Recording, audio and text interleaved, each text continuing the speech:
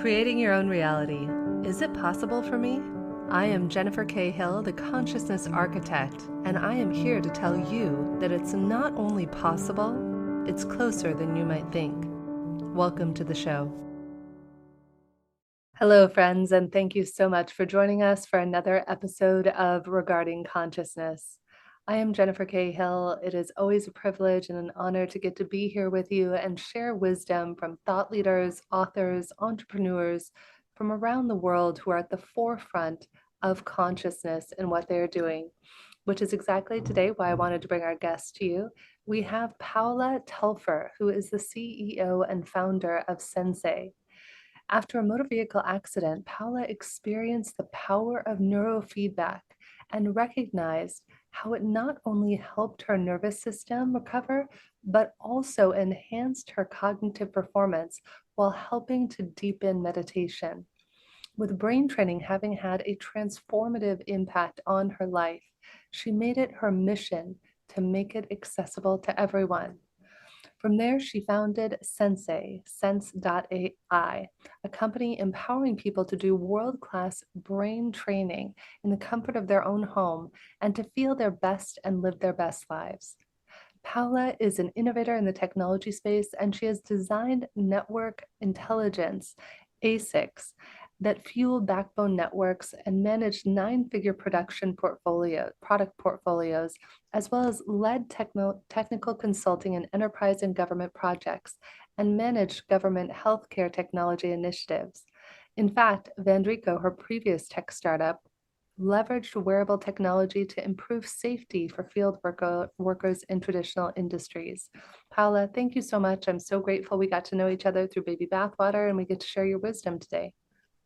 Thank you so much for having me, Jennifer. It's so nice to talk to you. Yeah, thank you. So talk to us a little bit about your journey. My gosh, you have this injury and then you get inspired to go in a whole other direction with your career. How did that come about? It's not an uncommon story arc, right?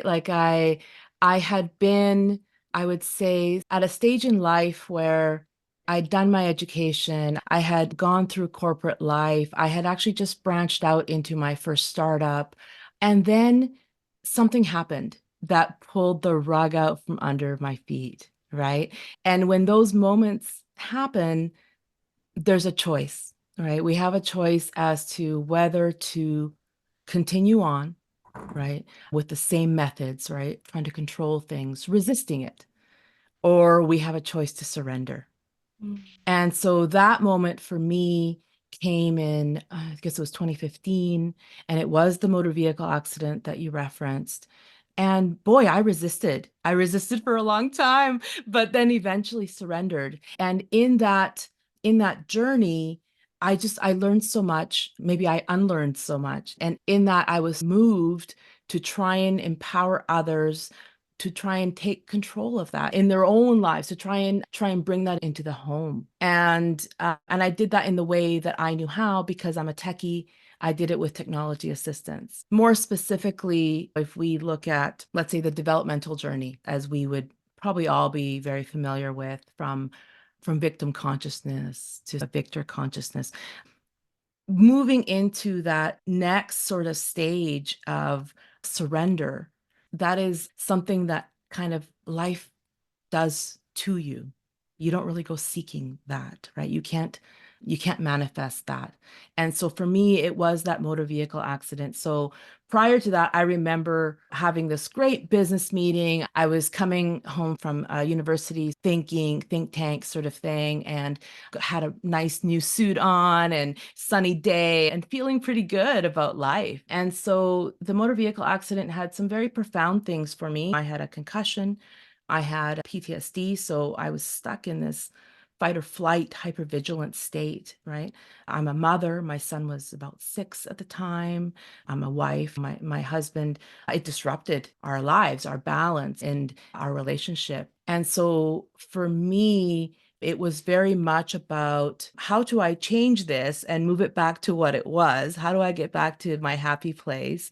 What doctors do I need to see? What actions do I need to take? Or how do I control the situation?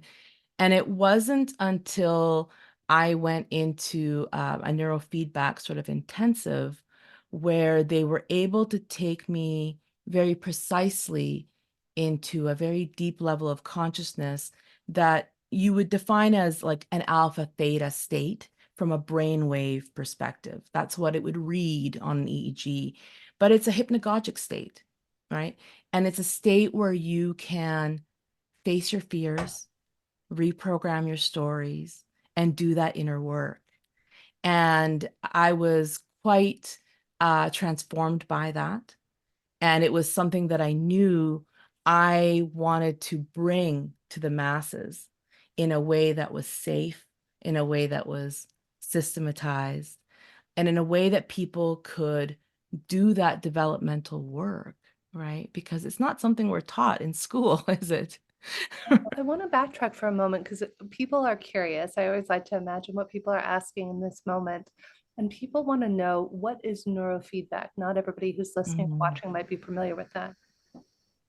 Yeah, for sure. So first, I would say it's a technology that is reading your brain waves. Mm. So whenever the neurons are firing and you're thinking, even you're moving muscles and stuff, there's electrical activity that can be sensed at the scalp.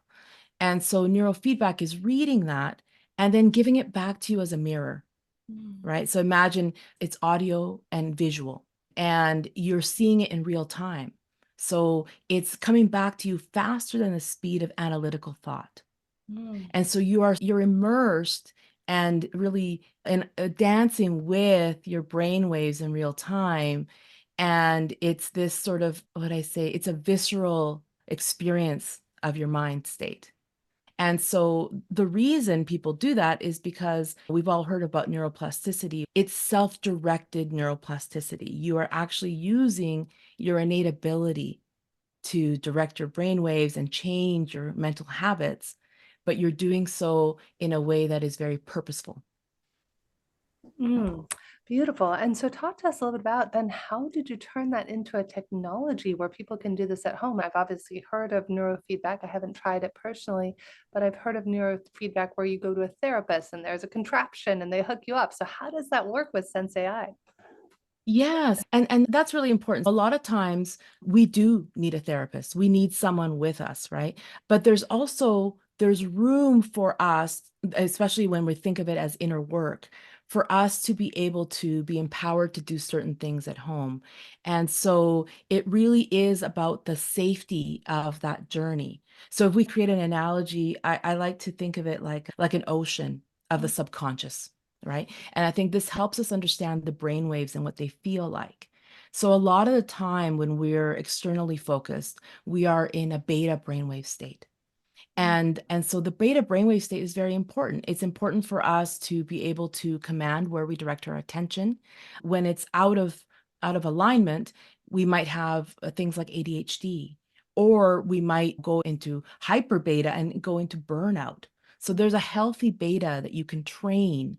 And so that is part of the initial sensei gamified experience, right? And the experience unlocks going deeper and going higher, but we start with the beta and the alpha.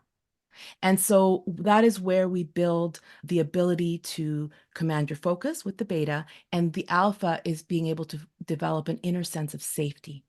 So alpha feels more, you might think of it as relaxation. It's very embodied, sort of spa-like experience, but it's where you want to be at the end of the day when you want to be with your family and your friends. You don't want to be still stuck in that analytical mind. You want to be able to relax and be more peaceful and engaged. And so that's how we made it a safely guided and hopefully it's so funny and safely guided and hopefully engaging experience. It's gamified so that you start with the beta and the alpha, and then when you want to go deeper into theta, and now theta is much more meditative. It's insights, it's creative states, right? But it's much more, what I say, ethereal, right? It's less embodied. And then when you want to go into the gamma states, gamma is much higher states. And then that's more about connecting the disconnected. That's the aha moments. And what I'm sharing with you now, those experiences of that's 50 years of study in this space, right? There's been a lot of clinical work that also has a lot of performance implications, like peak performers, their brains being studied. We happen to have a great bench of scientific advisors and consciousness advisors. So we've really purposefully embedded the knowledge that's already there. We didn't want to reinvent the wheel. There is a knowing in this space, and what we're hoping to do by bringing it to the home is not only to empower individuals to go on this developmental journey, but also to gather more, what I say, scalable data that can help further the field. Because we want to further the field. There's so much left to know about the brain and the mind, right? How can we apply this in our everyday life? Say we don't have sensei. Is there anything that you could recommend based on the research or your personal experience of how we can personally utilize this in our everyday just to better understand these different states and frequencies of consciousness in the mind? Yeah, there's a number of pathways that are accessible to us. Neurofeedback is just one of them, right? So another one that I know you're very familiar with is heart coherence. Mm. Heart coherence is another state. It's this state of harmony between the brain and the mind, and it can be detected with mathematically when you're reading the heart rate. And we, as we do, and incorporates heart coherence training, and it starts looking like a sinusoidal wave. The heart rate variability starts looking that way, and so we can give you a guidance that is essentially breath work. It's your personalized breathing rate for heart coherence. That is one way to do it. And the Heart Math Institute is a pioneer in this space. And that is a device that people can use, which is much less expensive and very useful. So that's another way. Another way for these sorts of transformations to happen is plain old breath work, right? Like breath circles and all. There's so many different styles of breath work there. There's a great book, I think it's called Breathe, that Mm. sort of I would highly recommend, that gives you that landscape view of it. But that is another way for you to come into the experience of life, the experience of that transformation, and being welcoming of it, right? I'll pause there for a minute and say the reason neurofeedback was transformative to me was because I was able to go into a state to face the fears that motor vehicle accident had created in me. And that's what I needed to do. I didn't need to be positive about it. I didn't need to control it. I needed to actually surrender to it, be with it, and be peaceful with my fears around being a burden to my family, my shame around not being able to carry out my roles as a mother, as a wife, as an entrepreneur, right? I needed to be with that and let that flow through me. And so that practice is what I'm suggesting. You can use other tools, the breath work, the heart coherence. Plant medicine is another tool that you can use, certainly with when done intentionally and responsibly. And meditation is another tool, of course, to do that. And what I think is, you asked me for something practical and like a free tool. I think within Sensei, we've tried to incorporate these various aspects of psychological transformation. So we do have the meditations, the heart coherence, like I mentioned, but there is a little nugget in there, which I'll share, which is that when you do sit and find stillness, we talk about softening the eyes and softening the tongue and shifting your center of self, of your perceived self, from the brain into the heart. And I think that is a very swift way of coming into mindfulness, mindful presence in the moment. And if you were to pair that, let's say that you don't have a heart coherence device, if you were just to pair that with a breathing practice that is 4 seconds in, 7 seconds out, right? That is a practice where you can come into contact with a different, more non-ordinary state of being, and then come more into presence in your day-to-day life. Yeah, it's so powerful and beautiful. I love it. One of our last guests, Eldon, was just sharing a little bit about that on one of the last episodes. There are all these ways, and I would call it in general tools for self-regulation. I really appreciate you just sharing so candidly about your journey. And it's not just a car accident that happens that has us feel this way.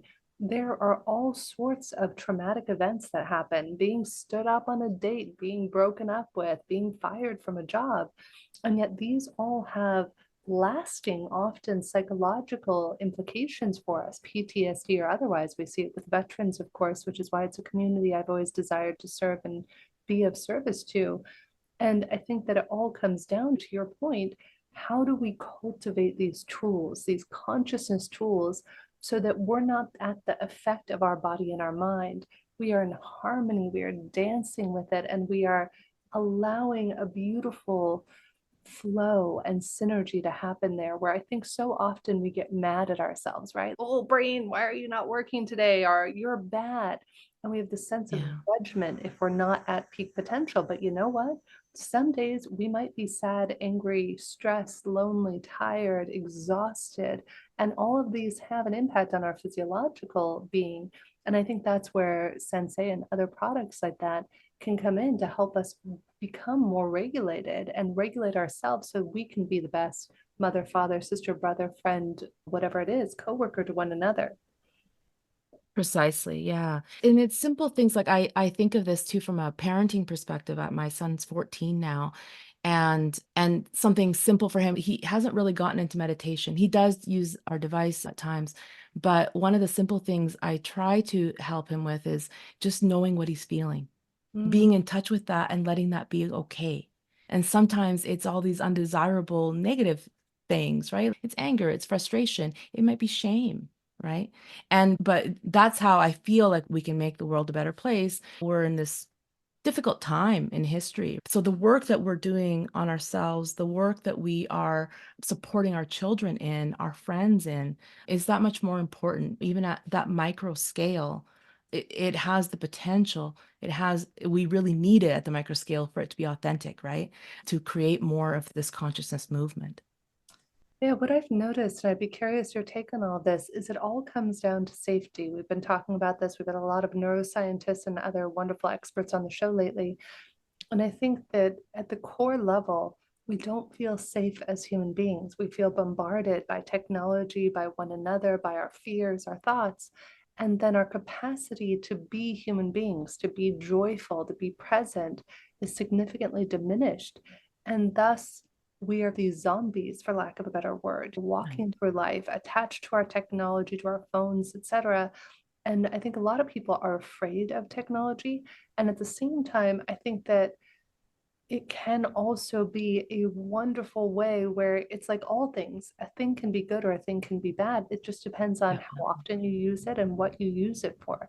So tell me a little bit about what you think about the future of technology and how it's going to help us to deepen our connection to consciousness.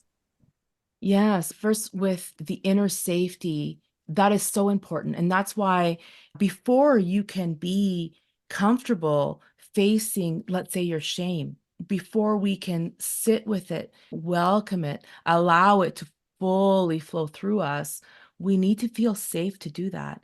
And that is the reason why we sometimes we don't allow ourselves to feel deeply enough, which hurts us in our experience of life. It hurts us in our relationships. People can feel when you are not feeling deeply with them. And so that's why it's so important. Neurofeedback or whatever the method is, what we're trying to do with our mission here right now is help people to train, to cultivate that capacity to feel in a Mm, safe way. But then back to your broader question, why is it that there's this lack of safety? I think we are in such an individualistic society. We don't feel like someone has our back. Like we feel alone. That is something we've lost community to a greater degree than I think we realize. And it's maybe accentuated by COVID and all of this, but it's probably just now we realize it more. And so that's a piece of it. But back to your other question, it was around technology. If we look at the world where it is right now and what's happening, and I don't think it's over dramatizing to say we have four sort of existential threats. And one of them is let's say it's climate change. We've got war, we've got pandemics, and then one of them is AI. And what we create, all of us, what we create is a reflection of ourselves and our state of consciousness. And so it is that as well. And it will be a reflection, and it could be great and it could be terrible.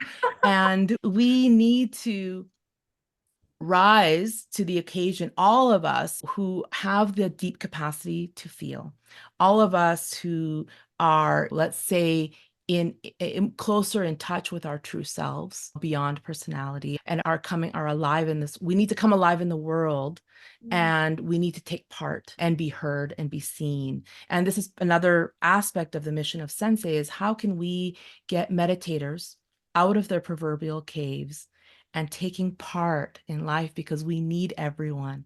And so with AI, yes, I think that we need to be cautious of the technologies that we adopt and how we use them. Let's not let the same thing that happened with social media and the attention economy happen now with AI as this tool. It's cool. It's making my life a little easier. Let's not get necessarily, let's go eyes wide open. Let's think about privacy. Let's think about security. Let's think about our own empowerment, our autonomy. And what is the ultimate goal of these people who are putting these tools in front of us, right? Are they really trying to elevate consciousness, or is there another goal that is more self-serving and individualistic inclined? So I think that's a part of it. But there's a greater call here, which is that beyond the existential crisis of AI, more near term, we have a future of work problem, Mm, right? There's going to be a growing divide. I think we can start to see it already, between the haves and have-nots. There's mm, going to be a lot more people displaced in terms of how they can contribute to the world and earn whatever currency is required for them to live well and feel good about themselves. And are we as a society going to step up with the necessary compassion to guide the principles of AI and the new economy, the new socioeconomic rules, so that it's not just the same greed and us versus them and competition? And are we going to have other elements in there that are more about a social safety net and looking after the disenfranchised in our society? Are we going to learn from our ancestors and realize that we can lift each other up and that we're all greater for it? So I think that is the where we're facing the challenge of technology, because it's coming really fast and furious. yeah, it's so true. It's funny. I think another guest we're going to have on the show soon is Beth Rudden, who's an AI expert who created, I think it's called Bass.ai. And she was talking in a conversation we had that inspired me to want to have her on the show about how, just like anything, the people who are creating AI, their own biases are going to be embedded in the AI itself. And if we're not consciously participating in how do we make this equally available, equally not just the consciousness of the few with the money or the brains or whatever it is, but making it equally accessible. I think that's what frightens people, is that the world is shifting, honestly, so dramatically, Paola. It's amazing. We're all seeing it. And in many ways, technologically, we can travel more, communicate faster, have these sorts of conversations from anywhere around the world. And a thing can be equally dangerous if it's not used for the right purposes. And I think that's where consciousness comes in. If we insert consciousness into everything, and again, my friend Don Hoffman, who's been on the show, would say that AI itself is consciousness because all things are consciousness, which is a whole other conversation and episode we could have. Mhm. I think that's where we begin to get to shift our perspective. If we see a thing as bad, it becomes bad. If we see a thing as good, it becomes good.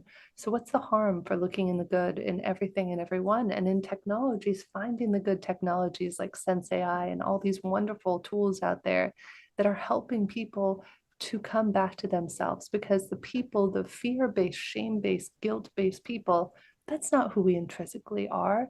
Who we intrinsically are, people filled with love and joy and compassion, and yet it's masked by this fear, masked by the uncertainty, and techniques and tools like you've just so graciously shared today that brings us back to ourselves and it puts us back in the driver's seat.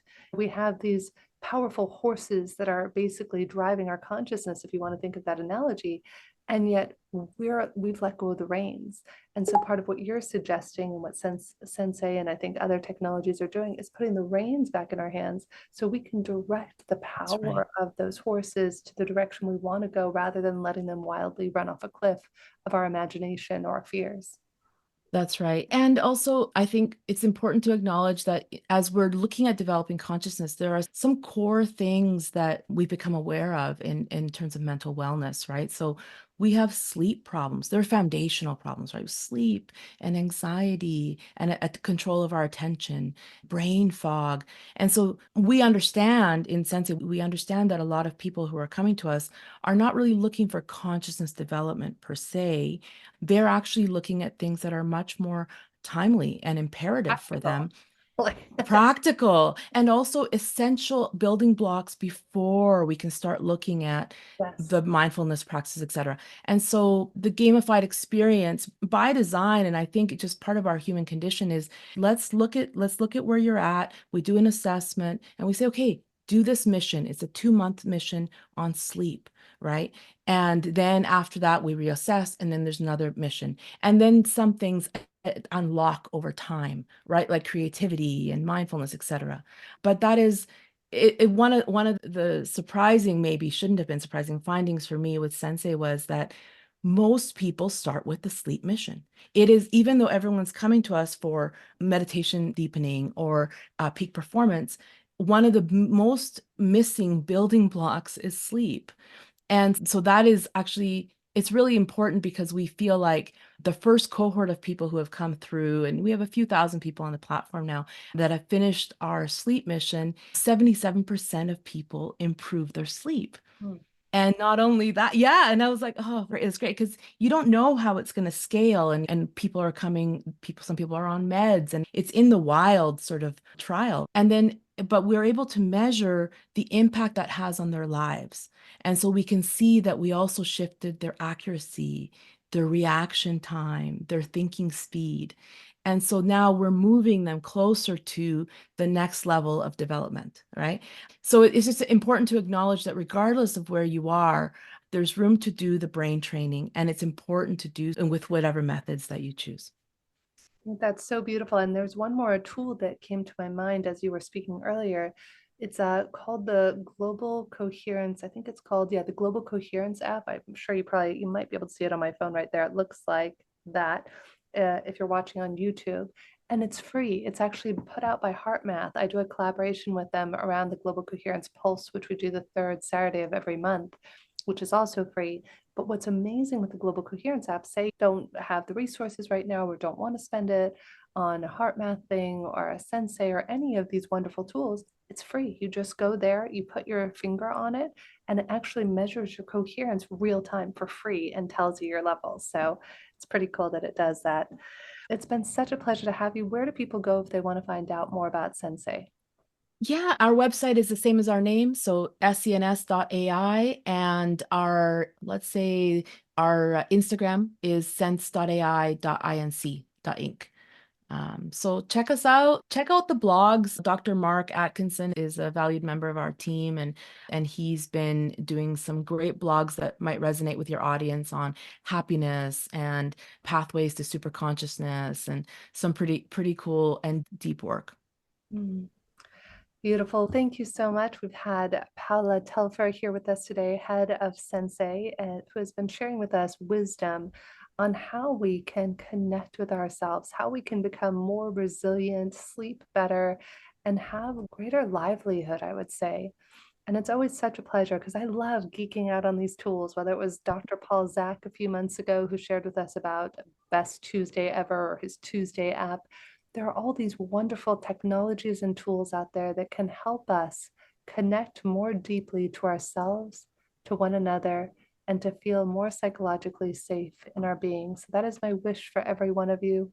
I wish that you go out there in the world, that you have the tools, the resources, and that you may be able to live your best life and to have peace in your heart. Thank you for being here with us.